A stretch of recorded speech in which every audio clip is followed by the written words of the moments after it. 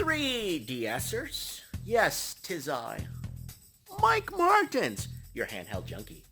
And I spent a week and a half, well let's say almost 2 weeks, playing Final Fantasy Explorers for the 3DS. And let me tell you how this one went down.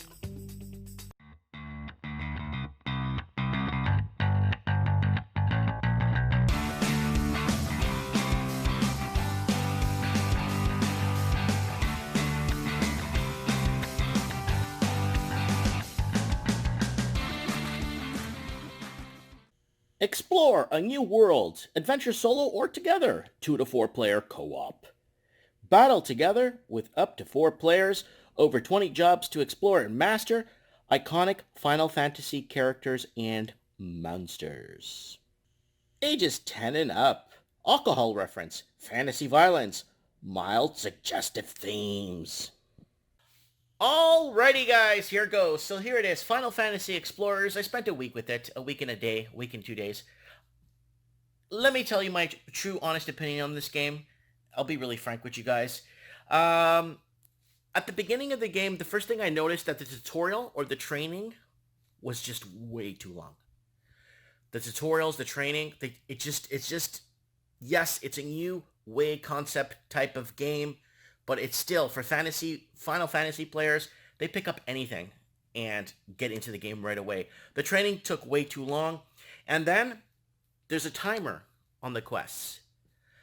Timer. I've never, I've seen that. I don't know if I've seen it before on any other Final Fantasy, but I noticed it on this one. And later on, you start realizing that you can use the timer to deduct time from the time remaining in the quest/mission to allow you to regain your life and continue where you left off. And that kind of takes away from the fear of dying.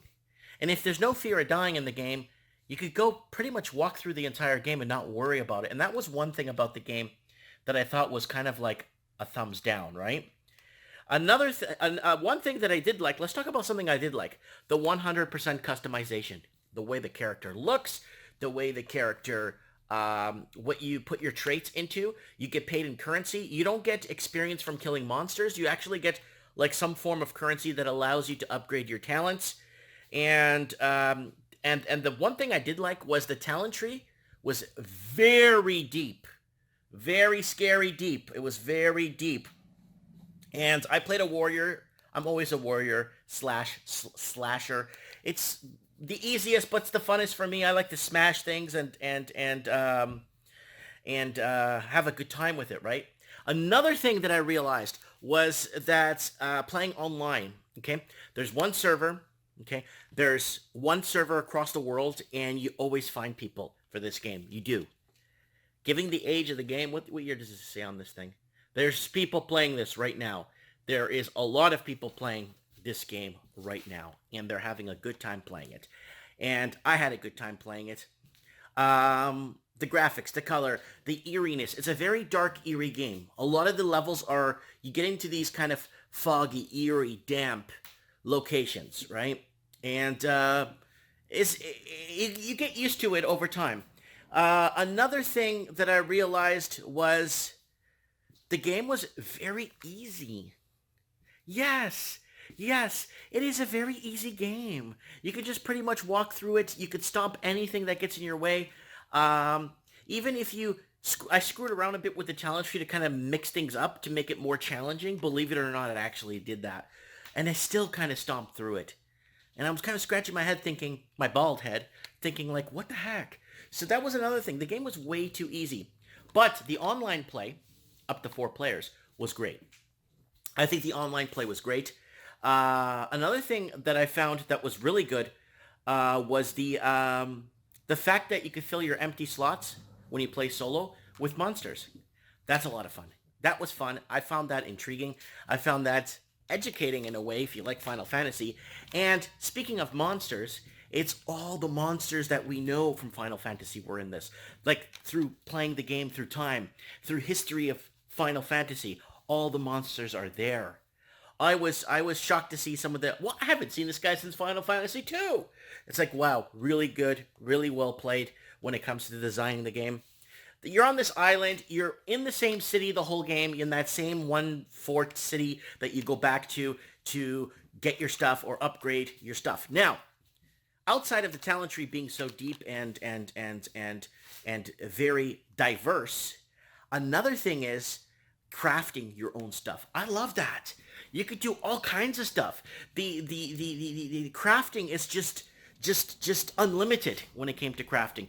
I was blown away with the quality of crafting in this game. And that kind of kept me going back towards it more and more and more.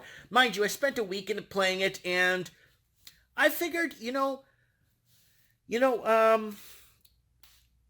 try different jobs, try different things, try different collaboration with different ways of crafting things. I tried it all. I think it was pretty good. The learning curve is it's not that hard. The learning curve is really not that hard to experiment with stuff and play around with stuff. But the tutorial was way too long for my opinion. I just thought the tutorial was too long. Anyways, guys, I wanted to throw this out there. I wanted to give you guys an in-depth perspective on what I thought with this game. You know what I'm saying? Don't forget to subscribe to the channel and be part of the channel. And I usually read the comments all the time and usually reply most of the time when I get some time.